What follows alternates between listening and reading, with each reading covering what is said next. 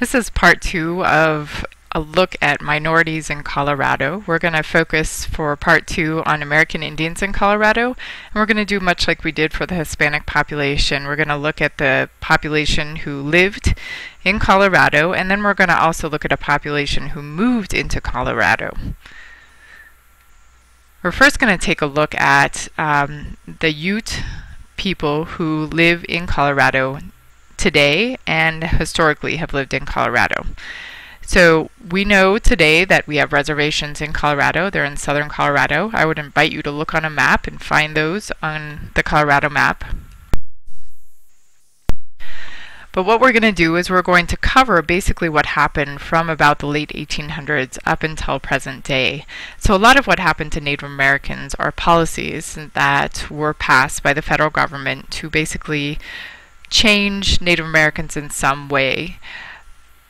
The first policy that we see up here are boarding schools. Boarding schools was one policy passed by the federal government designed basically to assimilate Native Americans into the general population.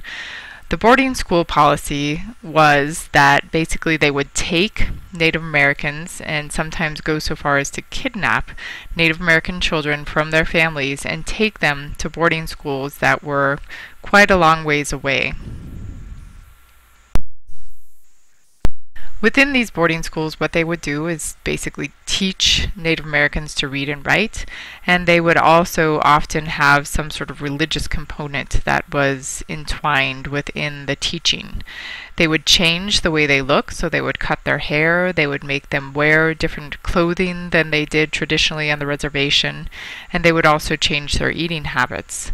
The ultimate goal was for them to assimilate within the Caucasian society and work within that society in certain professions, like perhaps as a secretary, as a seamstress, agricultural worker, something like that. So the real goal was for them to assimilate within the general population. The second policy that happened at about the same time is general allotment. So general allotment was passed in 1887. And mind you, boarding schools happened up until about the 1970s. So it's not something that came and went. It's something that the federal government had in place for a very long time. Allotment is also something that once it took hold and happened, it had long-lasting effects. So let me just give you a little background on what general allotment was. The federal government divided reservations. What they did is parceled out the land to 160-acre parcels of land. It was basically every other parcel of land that they would sell off to a white family. This was to help American Indians learn how to farm, because they hoped that they would invite families who wanted to farm the land onto the reservation. They additionally hoped to help American Indian people assimilate further by modeling and teaching with these white families coming onto the reservation.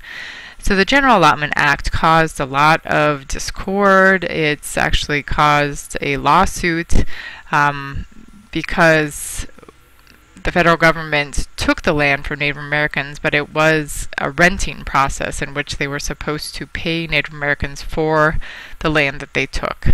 So that's a talk for another day. The next policy that was passed in the 1930s. This was a vastly different policy. It was headed up by a gentleman named John Collier. John Collier had a very different view of what should be done for Native Americans. He worked for the federal government under the Roosevelt administration. His view of Native Americans was not that they should be assimilated, but rather they should be celebrated, and that their lives should be their lives, and they should be able to control what's happening within their lives.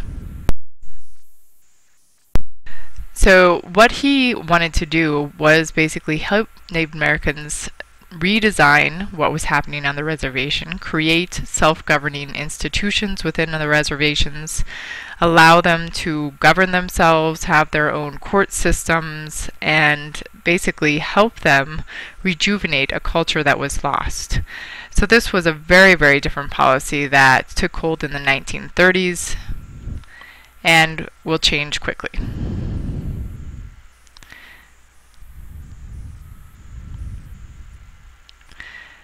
So between the years of about 1880 and 1923, what happened on the Ute Mountain Reservation is that the population dropped significantly. Because of all the things that happened, because of boarding schools, because of a change of way of life, their population started to drop. This also has to do with the influx of the white settlers. We have them changing their diet, we have them changing the way that they lived, and so this has a huge impact on the population. In addition, we see a lot of disease coming in, disease that perhaps they had not faced before. This kills off a large portion of the population as well, and it takes quite a while for them to recover from this population drop. The population doesn't really start to recover for about 50 years. We can see that the downturn in the population began in about the 1880s, and the population does not start to rise on the Ute Mountain Reservation until about the 1930s. So, jump forward, and we continue to have policies in place that in some cases try to help Native Americans, but in other cases are still designed to assimilate. And we have to look back and try to understand some of the things that may have impacted the numbers that we're going to see right now, because they're a little startling. On many reservations, not all reservations, a homicide rate is alarmingly high. On the Ute Mountain Reservation today, the homicide rate is 50 times the national average.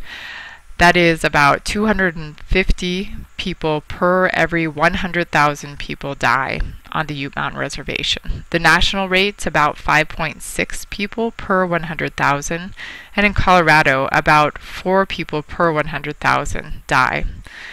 So that's a pretty alarming statistic. If we look back and kind of think about what happened, it can be explained numerous ways. There are things that happen that cause a lot of cultural change, a lot of discord, changes within the population, the society, that cause us to have these sort of statistics.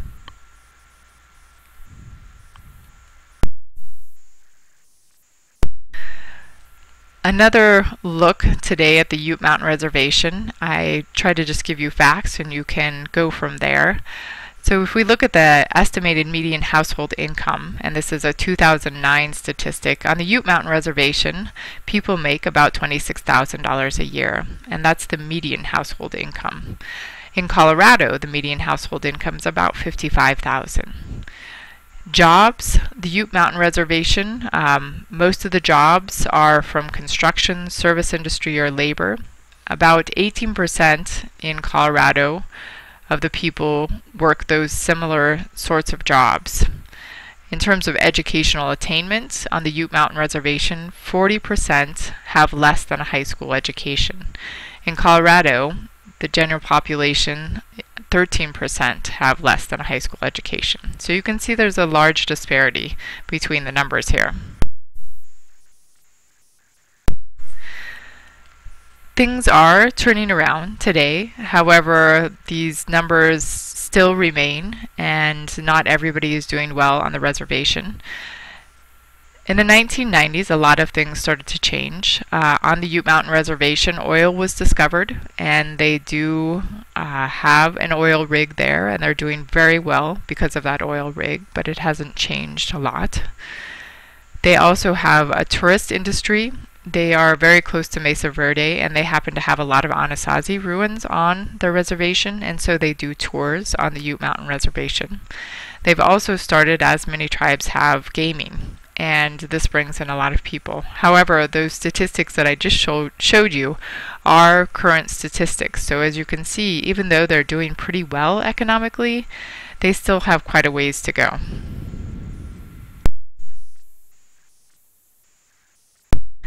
Now I'm going to kind of add on to the story, and we're going to tell a story about the urban Indians we have today in Denver. The story I want to tell you arose, as it did for many minority populations, after World War II. We have to look at this, as we look at all things, with a perspective. Approximately 25,000 American Indians throughout the United States, or more than 30% of the able-bodied Indian males between the ages of 18 and 50, joined the armed forces during World War II. They were patriotic, they wanted to serve their country. So when they came back, many of them tried to go back to the reservation, get jobs, and there were not a lot of jobs available. So at this time, the federal government started another policy. This policy was designed not only to help Native Americans get jobs, but it also had other things in mind. So the Relocation Act was passed in the 1950s. The federal government, once again, as we saw in the 1880s and in other times with American Indian policy, was that we saw the federal government saying that being Native American was un-American as we came back from World War II. Remember, this is kind of the Cold War era. Things of the Red Scare started to happen. People wanted to have everybody be the same.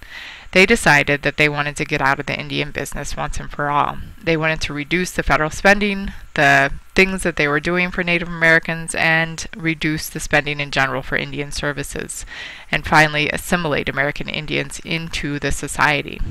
So they started something called the Relocation and Employment Assistance Act, which was falling under the Relocation Act.